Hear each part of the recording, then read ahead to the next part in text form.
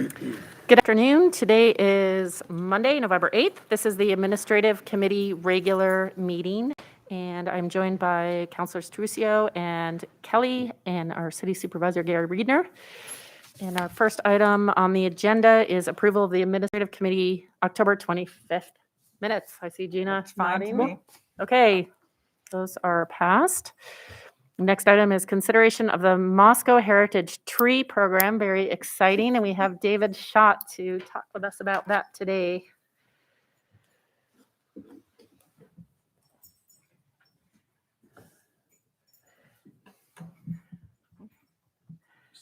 Well,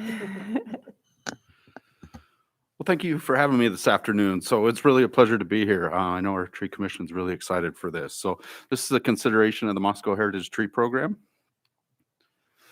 And so the city of Moscow is very proud of our beautiful urban forest. To highlight our city's investment in trees, the Tree Commission proposed creating a Moscow Heritage Tree Program to inspire and educate our community about our urban forest. Just a side note here, and I'll get to it in a minute. This is the proposed program guide. That would be the cover of that. So some background. This has been talked about since I've been here, and I think a lot of years prior to that as well. So it's been talked about for many years. To draft the proposed program, the Tree Commission created a Moscow Heritage Tree Program ad hoc committee. The members were from the Tree Commission, Mary Jo Hamilton, Pamela Brunsfeld, and Zena Hartung. We first looked at comparables. This isn't unique. It's not new. All the different cities do it a little differently. So we picked what we liked and proposed the program. But we leaned heavily on Spokane and Coeur d'Alene.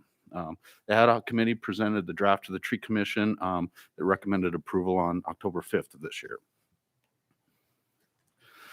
So the goals, what's this about? So the goal is to create a heritage tree program to inspire and educate our community about our urban forest.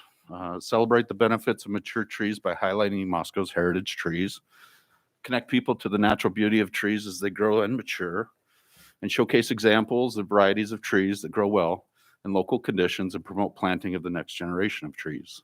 Uplift and celebrate the role trees play in the urban environment. So the criteria, what makes a heritage tree, and the criteria that the Tree Commission can use to approve or deny an application for a heritage tree status. The categories are size, age, health form, rare horticultural value, aesthetic qualities, historical or uncommon, and then we've kind of got a catch-all category with the description box, the other. So the program highlights and process. A nomination form must be filled out and accompanied by a property owner agreement. The trees to be eligible need to be sufficiently visible from the public right-of-way.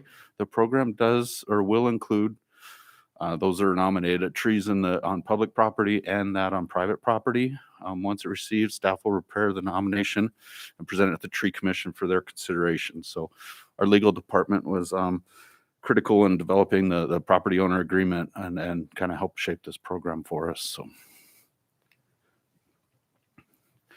So if it's approved, the tree will be featured in the Moscow Heritage Tree Program Guide. And so this is an example of, we'd have the cover, there's a second page that kind of about the program. And then this is our first entry, but we had a proposed program, so we didn't want to promote it. So we did a sample tree. One of Mary Jo's trees in her backyard was the sample tree, a ginkgo. And so we used that as a sample to kind of test the program out and see how it worked. And this is what we came up with, but I wanted to have something to show on what the program might look like. So, and this will be online. So the map of the tree location, photograph of the tree, description describing why it's a heritage tree. And it'll be featured in the online version of the program guide. The property owner will also receive a certificate of recognition as well. So this is just that ginkgo tree we were describing. It's got kind of a little bit about why it was a heritage tree, description of the historical significance of the ginkgo, and then ties into our street tree planting guide as well for an educational piece. So. So our promotional strategy, we're really looking at promoting this really big going into the spring, if approved. It'll be an informational flyer. Just a note here, this will be the only real hard copy thing we've got out there. We'll distribute this at the Herc, City Hall, Chamber, Library. But this will be the hard copy, kind of an informational brochure. We'll issue press release. Working with maybe getting something into the utility newsletter, social media presence, and then the tree commissions typically at the first farmers market for the Arbor Day seedlings. And so we'll be doing that as well as promoting this program if approved. We're also toying around with the idea of a kind of a temporary yard sign for those that would want it, that have an approved heritage tree that says, hey, look, I've got a heritage tree, at least for the first year or two of the program to help promote it. So be kind of similar, just the temporary type signs. So the staff recommendation is to approve the program. Like I said earlier, the tree commission liked the idea and recommended the program as well. And with that, I'd take any questions from the committee. I do have a question. I think this is truly awesome. This is a good idea. What are the city's expectations of the tree? I won't say owners, but the property owners. Is there anything that says like you need to keep this tree in perpetuity or anything like that? Councilor Truccio, great question. We talked about that in detail. We didn't want to be restrictive to property owners. So right now, it's if you're gonna on private property is private property. Mm-hmm. They have every right to remove the tree if they so choose. We just ask that they notify us. If it were in the public right of way adjacent to their property, they'd have to go through the process. permitting. Yep, public right. But there isn't any. It's a heritage tree for 5 years, and you can't do anything to it. It's in perpetuity until it changes ownership or they remove it, but they can do that at their leisure. We don't have anything that says you can't do that. So. Okay. I have one more question. So, I don't think this is in there anywhere, and it just occurred to me, but would say perhaps utility companies that might do pruning on trees that are in lines be notified before they work on a heritage tree? That's a great question, Councilor Sullivan. We didn't cross that bridge. Okay. I think the utility companies would, same with any tree, do what they need to do. Yeah. As far as pruning a tree, whether it's heritage tree or not. But that's a great question. I don't have a good answer for it. Maybe I've known of some that have come out in probably what are good practices and some that have not necessarily been good practices with the pruning. I wonder if there could be a way for the city to notify and maybe check in to try to encourage best practices, given that it's a heritage tree. I don't know. Just a thought, but. I do remember the tree commission when I was liaison was Yeah. talking about that, and we had some really horrible examples of not good pruning. So maybe it is kind of something that would be, although I feel bad for the other trees that aren't heritage trees. I Then, know. But maybe everyone would Baby learn a little. steps. I don't know. yeah. Anyway, food for thought for sure. Okay. You answered my 2 questions. Thanks. Yeah, it's amazing how I think so many great ideas like that. Let's do it, and then you don't even realize how much there is to work out before you can do it. So Yeah. very impressive, and it seems like you've got everything very well set up. Yep. So I think we're Yeah, Yeah, we're in agreement. this is great. Thank you. Do you want that on the consent agenda? I think so. I mean, I think it could be. It's Okay. a pretty neat thing, though. But Okay, okay. How big is our agenda? I can't remember. it will be, I'm anticipating it to, not going to be massive, but it'll have Yeah. ARPA issues on it. And so And it'll perhaps be, cassettes. Yeah. if somebody wants to pull it off, they certainly have Yeah. the ability to Okay. do that. I don't see it being anything controversial. I just No, think it's just a cool thing. Yeah, it'd Yeah. be great for people to know about it. The more the better. Okay. Thank All right. Next on the agenda is the Affordable Housing Grant Program Resolution with Bill Belknap is here. Good afternoon. Hi, Bill. So as the council is aware, during the development of the FY 2022 budget, the city council appropriated $30,000 in funding to be utilized to promote development of affordable housing in the community. We met with really our two primary nonprofit affordable housing developers, including the Moscow Affordable Housing Trust and Habitat for Humanity, to understand what would work with their project flow. How could we help leverage this to facilitate the development of affordable housing within the community, and essentially came up with an outline of a program that we brought to the committee on September 13th that had some general parameters of how we envisioned this particular program to work. The committee reviewed that at that time and then asked staff to go forward and put it into more formalized resolution format. And there were two changes that the committee requested, and I'll kind of highlight those as we get through the process. So overall, and I think this is how the budget started in FY 2022, was a $50,000 allocation to the program. $20,000 was reallocated to the climate change initiatives. But essentially, this outline and resolution indicates that there's kind of an aspirational goal that the city would allocate $50,000 annually to this program. The appropriation would then be placed into a designated capital fund.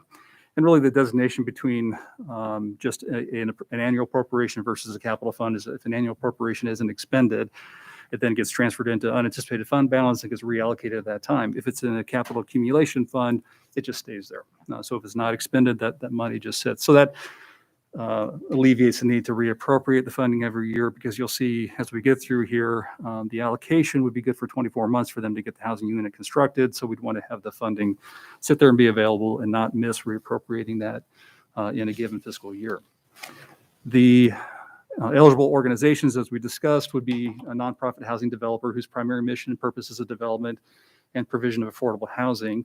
This is one of the changes as requested by the committee to, I think we had specified a 501c3 entity. I think Gene had asked whether there were other forms of nonprofit organizations. So we just removed that specification, that specific language related to the structure of the nonprofit. But really, it is somebody whose primary mission and purpose is providing affordable housing. We'd like to see evidence of successfully completing other housing projects within the city of Moscow to be eligible for the program as well. And then the grant application process, essentially, as we described before, we would anticipate at the beginning of every fiscal year, which is October 1st, the program would be advertised and made available on a first come, first served basis. The maximum grant award that was $10,000 per housing unit, unless otherwise approved by the council. We'll kind of come back to that at the end. Given the fact there's some additional ARPA funding that has been allocated, conversations with those nonprofit housing developers, it may be advantageous for us to increase that to $20,000 a year while the ARPA funds remain, because there is somewhat of limited production capacity for the nonprofits at this point in time based on their funding cycle, that it may be difficult for us to really get the $150,000 that the council allocated to that program obligated by the 2024 and expended by 2026. So that's just something that we'll also talk about here as well. Bill, so the way that it's worded where it says 10,000 unless otherwise approved, do you feel it would just be more comfortable to change it to 20,000 even though it has that? For this, given that the resolution is going to sit kind of more in perpetuity beyond the ARPA funding, I would recommend to stay at this level until we authorize changing. And that when this comes to the council for full approval by the resolution, that we get a direction that for this limited duration, potentially the next 3 years, that amount be increased to 20,000 per year. And that would constitute the as otherwise approved by the council. But the resolution would set the base at 10,000 because once the ARPA funds are expended, that's what we expect to go back to. Right. I was just wondering, thinking the unless otherwise approved by council can just cover it, any larger amount. Is it necessary to change it? It can't, I guess, as I the see. resolution. Okay. Correct. As I mentioned before, this was another thing that changed. Initially, we had this as 18 months. Depending upon the nonprofit that applied to the state to get federal funding for the construction, it can take that 24-month period. So we extended it from 18 months to 24 months. So once they received an award and allocation, essentially they have 24 months to complete the housing unit and provide all of the documentation. This is a payment upon completion and closing with an eligible buyer. So it gives them 24 months to complete that. If for whatever reason it doesn't happen, then essentially that allocation would go back in the pool and be available for others to request. And again, there is some additional language there. Oh, sorry, learning the new remote. It was going to be 25 months. We could bring it to the council, have the council approve that. So there's a little bit of flexibility. But our goal is we want to see these grants get awarded to get converted into housing units as quickly as is feasible. Can I ask a question? And I might have just been like projecting like what I was hearing in over what you were saying, but you mentioned evidence of successful completion of projects. I thought I heard just Moscow, and I didn't know if that was the intent or not. I think it should be the city. Let me verify how that. Yeah, it says in a city. So does that mean, so we can, I think I would probably I'd strike the in a city and just say evidence of successful completion of affordable housing projects, period. That was an update that. in Moscow? Correct. It could be, yeah, Yeah. I don't, it could be a new nonprofit that's created. They've worked up in a different market. They want to do something in Moscow. It could be Community Frameworks out of Spokane that decides that they have some funding available, could do a project in Moscow. I think we would just end the period at projects there. Okay, that's good. Thank you. Yes. So then there's no mechanism in this if there were ever to be a for-profit developer who wanted to include some component of affordable housing. Would that come somehow from affordable housing budget item that we have that's outside of this? They just wouldn't be eligible to apply for this program. Right. And there really is no other budget that the council could, unless you wish to make this available to any housing developer. I think our primary goal was to focus on those not-for-profits that are eligible for other grant funding sources. I think it'd be challenging for a for-profit to hit the affordability marks that we're trying to achieve here. I suppose if we had one that felt they could benefit from the program, request the council to amend the resolution to allow it. But this is where we thought it would be best to start. Yeah. That makes sense to me. Yeah. Eligible activities, again, it's a development and provision of perpetual affordable home ownership opportunities, which may include, and this could be single family attached, could be single family detached, it could be townhouse or condominium units, but that has primarily been the focus in the past is ownership opportunities. So it could be condos, townhouses, or single family units. Another category of use could be the acquisition, rehabilitation, renovation of existing homes.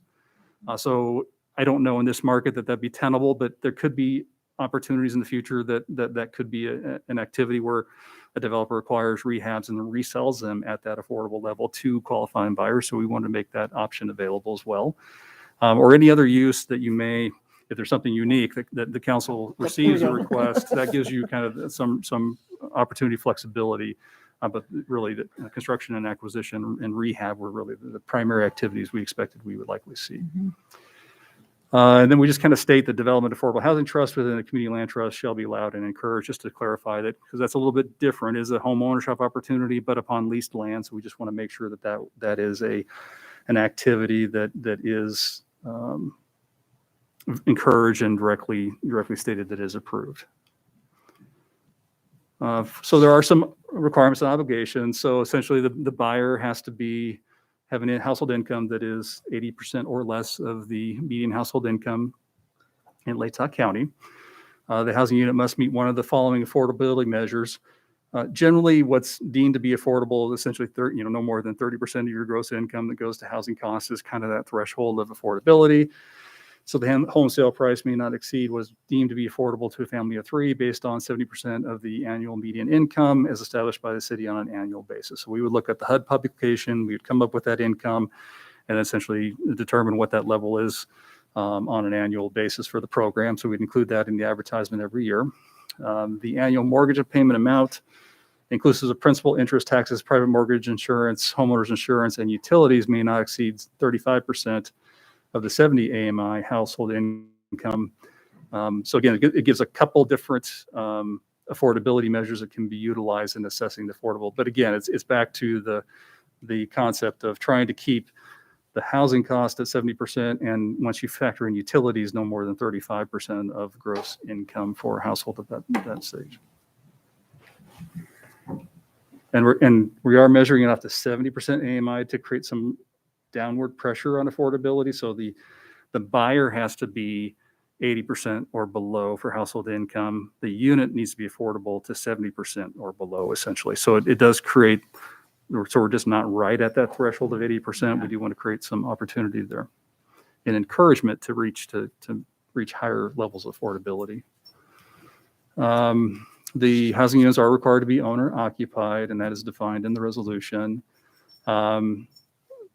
Essentially the developer has to not discriminate employment and housing practices in accordance with city code and any state and federal laws. All grant recipients shall provide a legally enforceable means of recapture or retention to ensure the unit remains affordable in perpetuity. And retention usually it's a resale formula. And so this is what the land trust model typically is a deed restriction. It restricts the inflation of the price of the home to ensure that it's indexed closer, not just to market, but to income levels within the county or within the city. And so that is used as an index and limits that resale price to ensure that it retains affordable in perpetuity. A recapture clause would be something similar, but it may be a lien for the subsidy that was provided to the unit to be repaid. And there's details there on each of those. So a subsidy recapture has to include the placement of lien or other secured property interest payable to the city of Moscow in amount equal to the original grant award. That means that money can be returned to the city, can be redeployed into another unit. And then a retention will be a deed restriction upon the property which limits the future home resale amount to retain affordability, including the obligation to sell the home to a future qualifying buyer. So again, the future buyer has to meet that 80% AMI. This is the structure that the Moscow Affordable Housing Trust use in their units and their deed restrictions. I have a question about that. Is that something that could conceivably be a problem? Needing to sell to another qualified buyer? No, I mean, it's legally enforceable. It's done. No, I mean, limited number of potential buyers. So typically the out to that for the Affordable Housing Trust is they can buy back the unit themselves to resell in real market. Okay. And that would be fine for us to allow them to resell it to the trust. The grant disbursement again. So this is a reimbursement at the end. So as otherwise specified, grant awards are dispersed on a reimbursement basis upon final verification of the sales price and the buyer qualification at the time of closing. So we want to make sure that all those conditions are met at the time of closing. Essentially, once we receive that documentation, then we'll disperse the funds within 30 days of receipt of that documentation to verify compliance with the program. As I discussed before, this general structure has been reviewed by both Habitat, the Affordable Housing Trust, and the Moscow Fair and Affordable Housing Commission. They're all supportive of the proposed program, and staff wanted to bring this, which is now a resolution, for the council's consideration for the next council meeting. I'd be happy to try to answer any questions you might have. I have one. Does the nonprofit that say is awarded the grant, when that house sells in the future, do they report that sale back to the city? Are there any requirements to be sure that it's remaining? So that would be an obligation they receive underneath the grant. They would have to have a property deed restriction that we'd review at the time of closing. We could include that they give us that report, but if that deed restriction is going to be in place and it will be worded such that it cannot be removed or amended without the city's consent. Okay. And so we were just going to let that carry forward in perpetuity. Okay. And that would be our control. And speak to me one more time about the order with the grant money is the last money into the deal?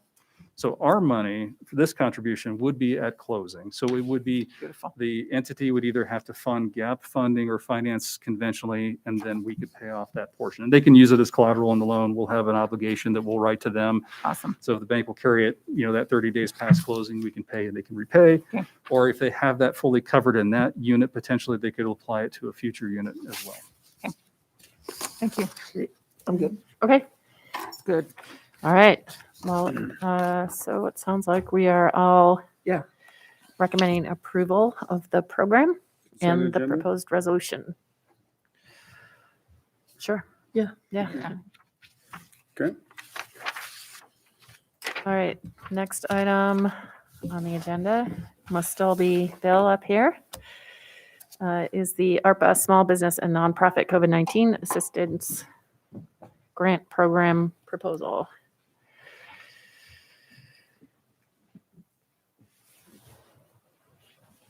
So much like we did with the affordable housing, we wanted to kind of just come forward and talk about what the council would like to see. With respect to the amount of money that has been allocated for nonprofit and small business assistance out of the ARPA fund. So at the last committee meeting, well, I guess I've got just a couple slides here very quickly.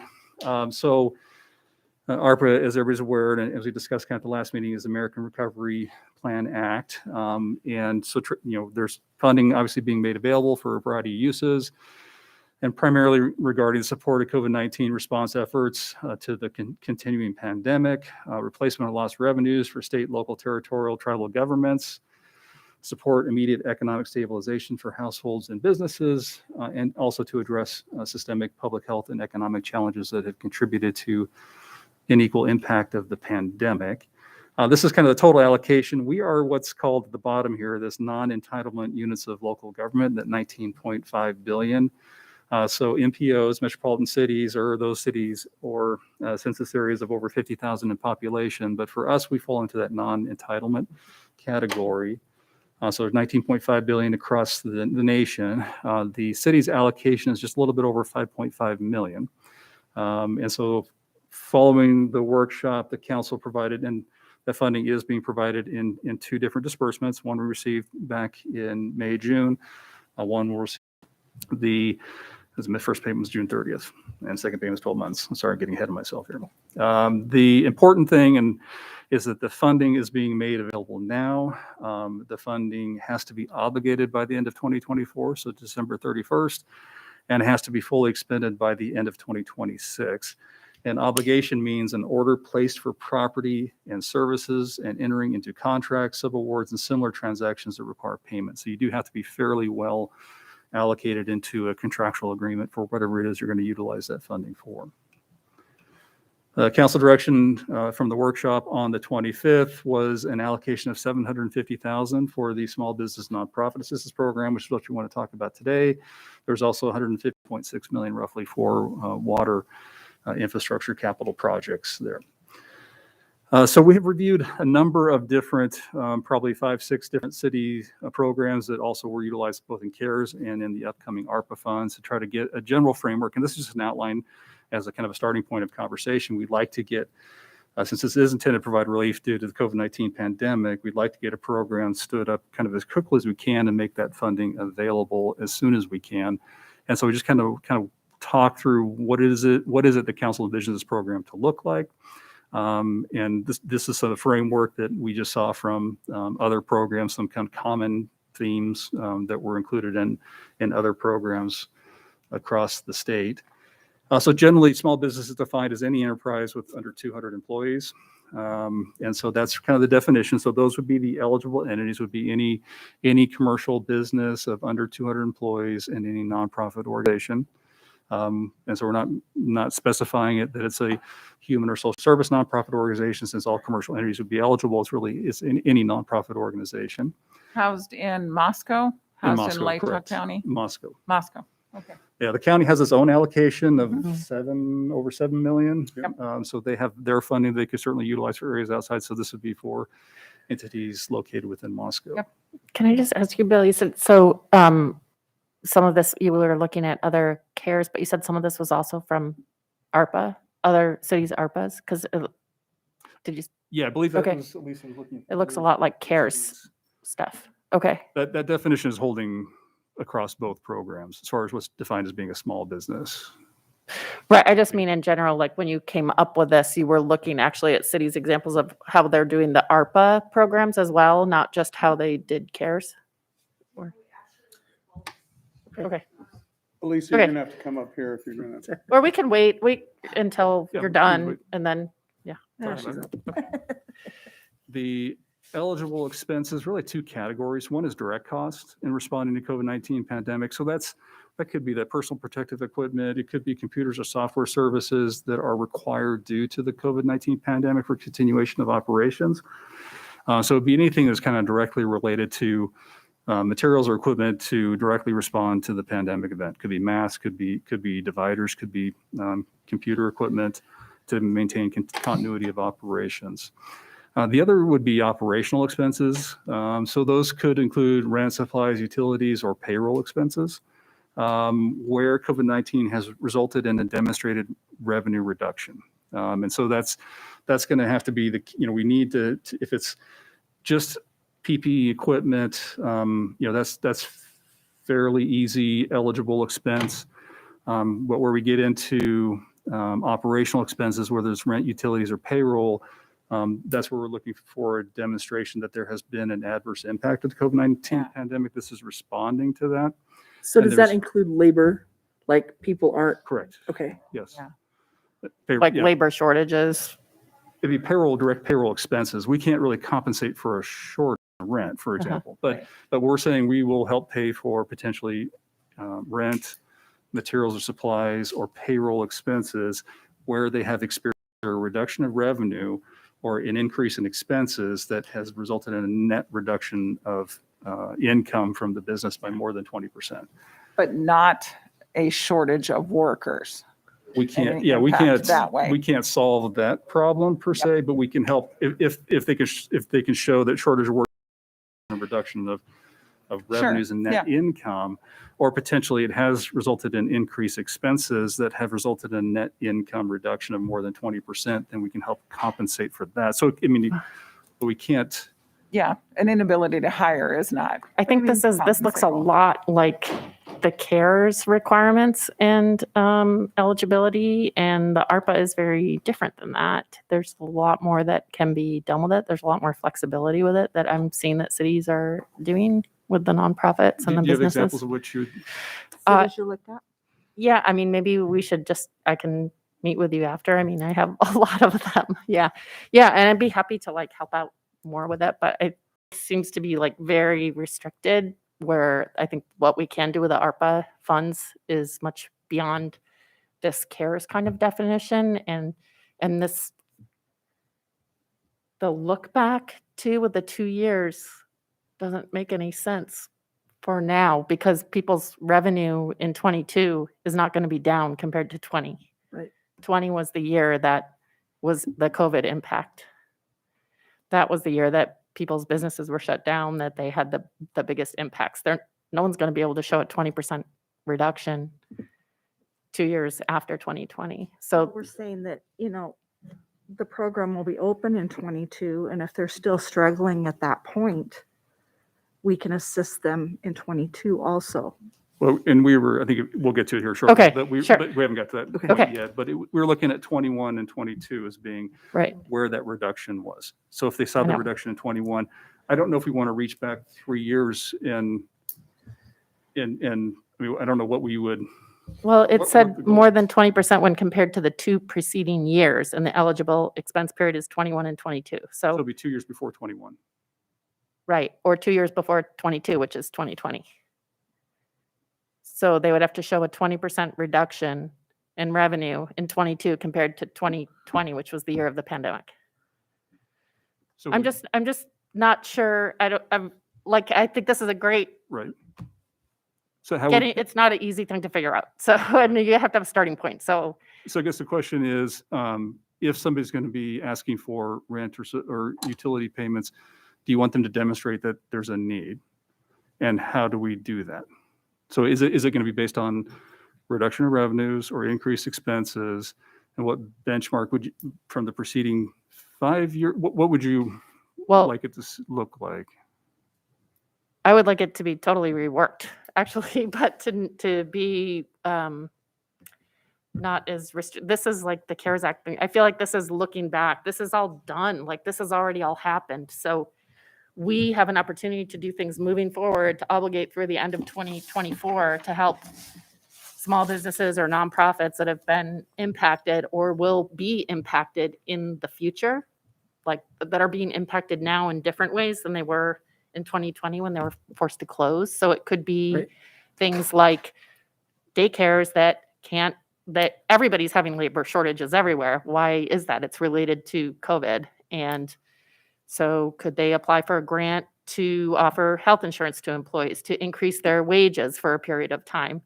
I think there are ways that I would like to see us be more creative moving forward rather than looking back, because this has already all happened, if that makes sense.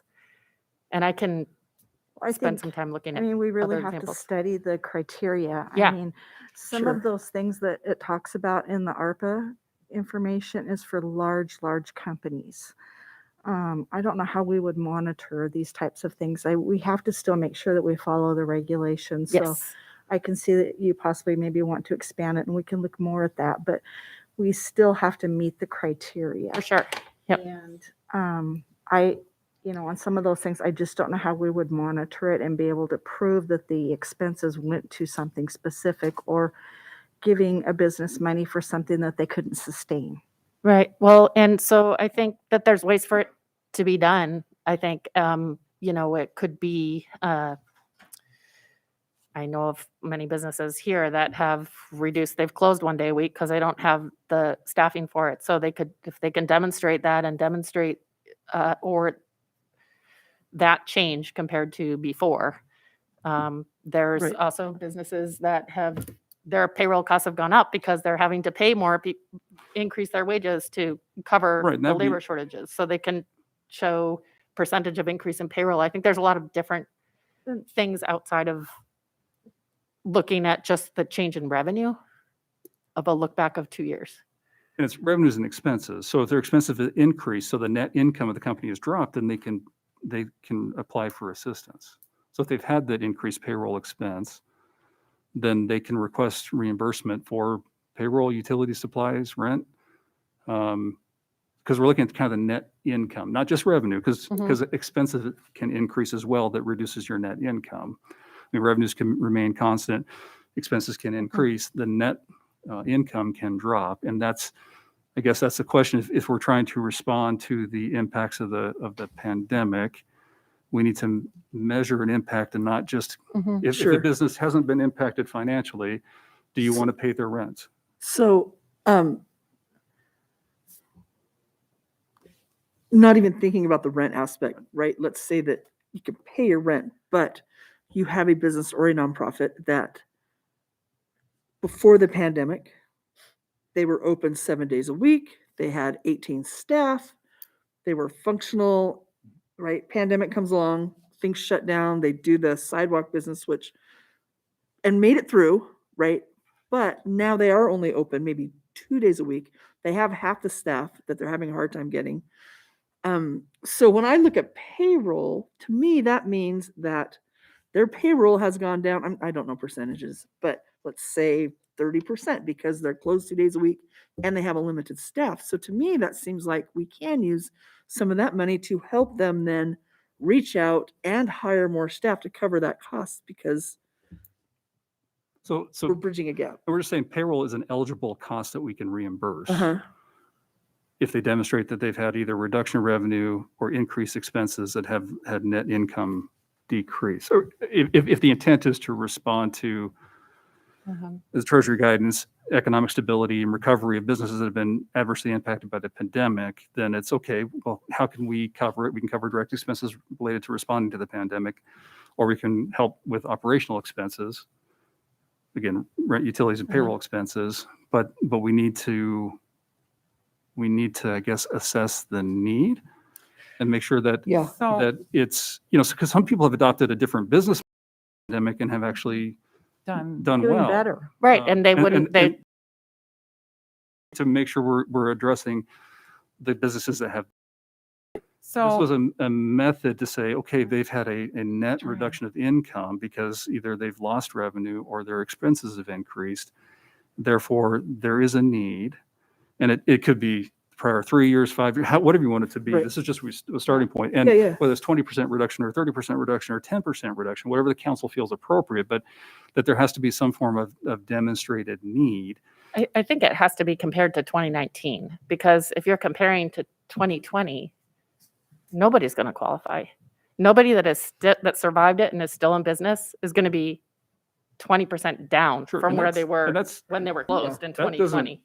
To us, if you want a preceding 3 years or you want to pin it to a specific year, that's not a I concern. would say like the to year us. before the pandemic is What- typically Yeah. What, yeah. I think when I was writing this for 2 years, it was eligible expenses are 29 and 22, or sorry, 21 and 22. And so 19 was the beginning of my 2 years Mhm. back. And so 19 was going to be pre-pandemic. We can see the income levels.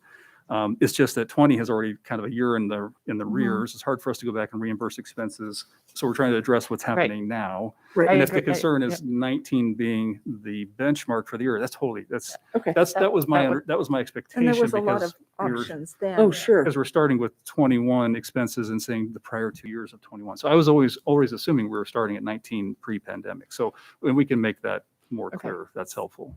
So the partnership PEP is working right now. We'll meet Wednesday on it to get closer to the final set of questions.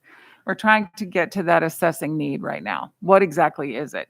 So I'm hearing where you're saying it's too much like the CARES Act, but maybe we find through the process of we're going to try to do as much as we can electronic through the chamber's database and that sort of thing. But at some point we'll probably have, me and 6 of my friends with an iPad wandering around, making sure that all of the businesses have a chance to voice what's going on. But we may find through that process that the need is far more for, like Brandy suggested, childcare costs, for example, than we're thinking about Rent or utilities or something. rent or whatever. And every So- daycare would be a small business that could apply Right. for this, right? So But we- they'd all meet the same qualifications. And if they want to use it for payroll expenses to be able to increase pay to attract workers, they could do that. I I will think- be I think happy to there's- share that information, Yeah. but we are looking probably by the end of the year, having our survey done and that first electronic group I mean, sent I out. think right now daycares are eligible Yeah, for state. daycares, they're eligible $5,000 a month. And then any employee that works over 15 hours a week is eligible for a $300 bonus per month. Yeah. And they just released another round where that 5,000 will be available right now at this point till July of 2022. So I know that a lot of daycares are saying that, but I work with a daycare and there's a lot more money available for daycares right now than there are for any other businesses. Health and welfare has really stepped up along with the STARS people and those things. And there are a lot of funding sources. So maybe the information just isn't getting out the way it needs to be. Yeah, maybe. I think a daycares is an interesting example too, because I don't think they would be able to demonstrate decreased revenue since COVID, they have within, which is also contributing to the labor shortage. People can't go back to work and they're on these wait lists forever. So they don't have any shortage of business. They have increased demand because of school being canceled and all these other things and kids having to stay home 10 days suddenly, and that's still ongoing. And so there's some of these, like that's an example of a small business, but I'd say also the nonprofits.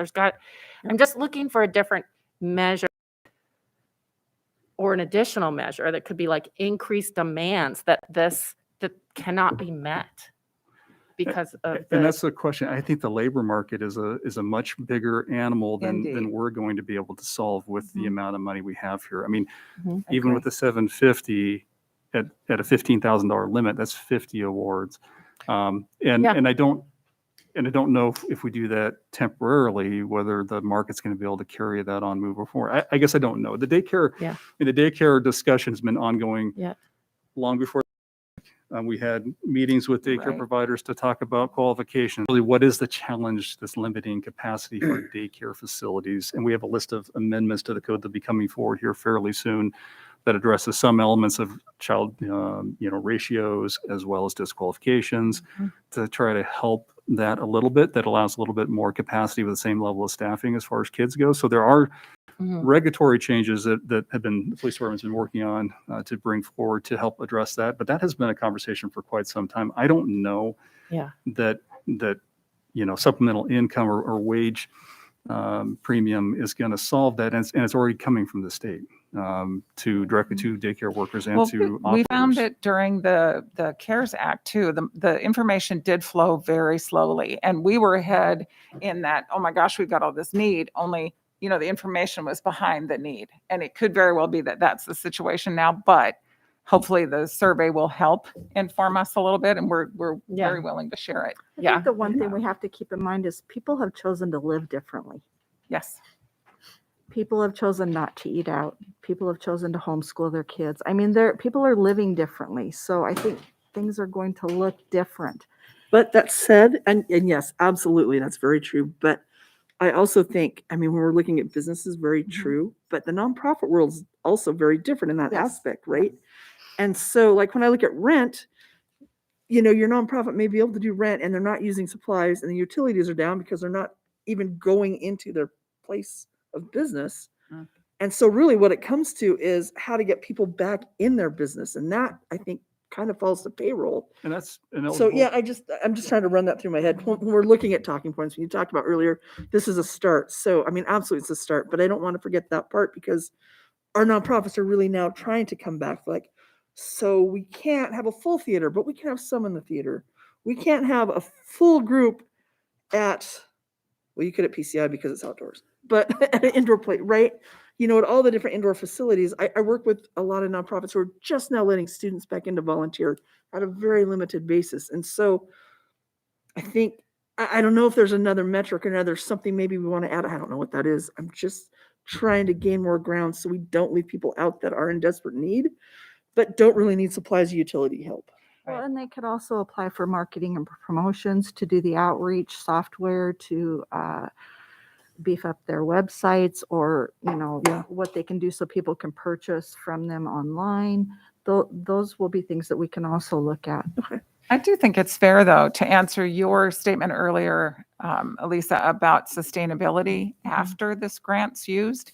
Maybe there is another moment of, okay, so this grant is coming in and it's going to help you immediately, but how are we going to see the success on down the road? Maybe there's some plan, something that we could add to it to help them kind of get in that mindset again. I mean, it's been a while since many of the businesses, at least that I'm working with, have had a chance to have full staffing, and nonprofits are no different. So, it's a new old way of thinking.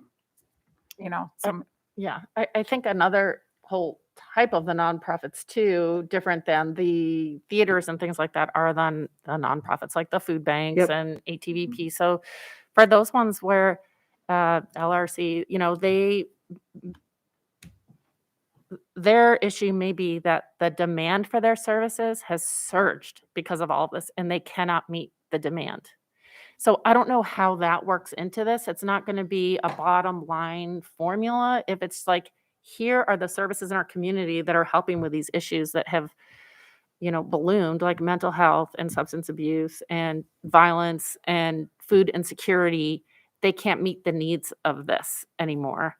And so I see Gary eagerly wanting to contribute, but I think my understanding is this is not as strict what we can do with these funds. In those two bullet lines that you had in the beginning of how it can be used, those last two weren't like direct COVID proven eligibility requirements, if you want to pull that up. But Gary has something to say. I'm just throwing a cautionary Yes. note. We have Yeah. 10 minutes Oh, and we go into okay. a workshop.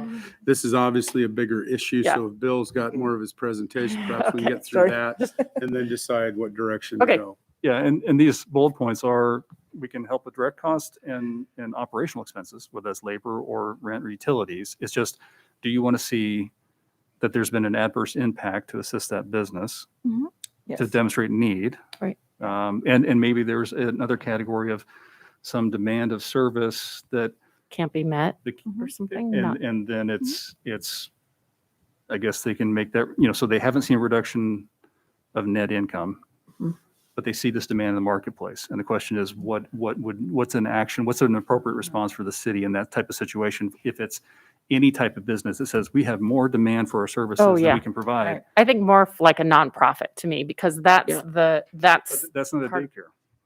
no, it's not a daycare. I mean, we have some nonprofit daycares, but most of them. Yeah, I'm not Yeah. talking about the daycares Yeah. right now. And I But think we're looking at like ATVP or Alternatives Violence on the Police. I always Yeah. get the acronym wrong when I say it That's right. fast. Yeah. Right. So we were looking at kind of to help document that 3 years of financial records. And that was kind of and maybe that's a misstep between the prior 2 years and the 3 years. Really, that's going back 3 years to help document back to pre-COVID financial statements to kind of demonstrate that net income reduction. And when it says revenue reduction there, what I think your intention was it to be the net, not revenue Yeah, reduction? if it says a demonstrated revenue reduction and or increase of operational expenses, Right. which cause a reduction of net income by more than 20%. But then the next bullet just says to demonstrate revenue reduction. That just means to show us that there was an actual reduction. That it doesn't Okay, disqualify what's above it. okay. So again, just financial statements, tax returns, personal financial statement, and for a nonprofit, it'd be the 990 forms that they'd have that shows what's happened in the company. And just a note there for the personal financial statement, if someone's a sole proprietor and they Yeah. only file a Schedule C, we need to look at the personal financial then. Sure. So you would not be able to request reimbursement for something you've already been reimbursed for under other state or federal programs, which would make sense. So payroll was reimbursed in the CARES Act. Then we would not be able to reimburse that again unless it's moving forward. So if it's already, Different time a period. period was already reimbursed, but as long as we're in a different time period, we're just not reimbursing the same expense that they've been Perfect. reimbursed for Okay. previously. Yeah, no duplicative benefits. Again, we were looking at retrospectively 2021 and prospectively 2022, given where we are, would be the eligible expenses for those calendar years. Application process would be initial application period of 90 days. So we'd open it up for 3 months. So the hope would be we'd be able to get something in place by, let's say, January, and for the first 3 months of the year, have an application period open. The applications will be reviewed on a first come, first served basis. So we're not making people wait 30 or 90 days to review them. We kind of batch them together and take them to a review committee every 2 weeks. There'd be an opportunity for a request for reconsideration. Should the review committee deny a request for reimbursement for some reason, they could request an opportunity for it to be reconsidered. Initially, we were looking at 15,000. Maximum be 15,000 per award unless otherwise approved by the council. And awards in excess of 15,000 may be approved by the city council for limited social service nonprofit organizations. So that would be, and we can, initially, it's just rights for affordable housing, affordable and or transitional housing and nutritional services. It all could be substance abuse, all the things we want to include in that. So, for example, should you have sojourners have a need to build a couple housing units, you want to be able to contribute more than 15,000, the council would have the leeway to be able to do that, or if you had a larger request from one of So those. what about 23 and 24? Why are we only doing 21 and 22 when we have until the end of 24 to obligate? So the question is, the idea is we're addressing reductions of revenue that are either happening in 21 or anticipated to happen in 22. It's hard for us to know what's happening in 23 and 24. forecast. Now, it could be that if this program continues, if we run the first 90 days and essentially have so much demand and need that all the funding goes, and the council decides to reallocate as an ongoing program, then I think, but it's only 15,000. You're probably not going to carry that expense more than just 2022 Yeah. would be my guess. I mean, you think it will be all expended by then? Is that what you expect? Well, I think the question is, we don't necessarily know. know what the demand Right. is at this point in time. This initial round that we'd be advertising in January, would be talking about 20 and 21 and 22. Okay, But we could re-up But it if the in 20. council decides at Or some point change it, that do the something demand is so differently. significant that you want to reallocate more funding to this, either from the water cap to this, and then it's a new round with a different eligibility period. Yeah. But this was just, we were just starting Okay. at this point thinking this is getting tipped up in early 2022. So we're talking about, we can reach back to last year, and it can be happening in this current calendar year, but it wasn't a huge sum of money that we thought needed to carry over into Okay. 4 years. Just like to see what happens in that Yeah. first Yeah. quarter and then bring it back to you and let you reevaluate and maybe we change it up.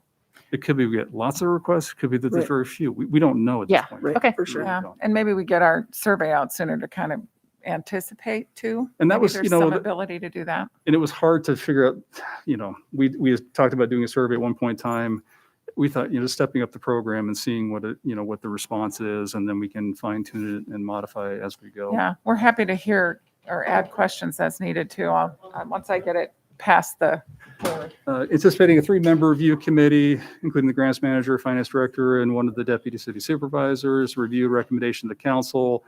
The city council would then review and approve all of those awards. So the council sees what the requests are and what is being funded.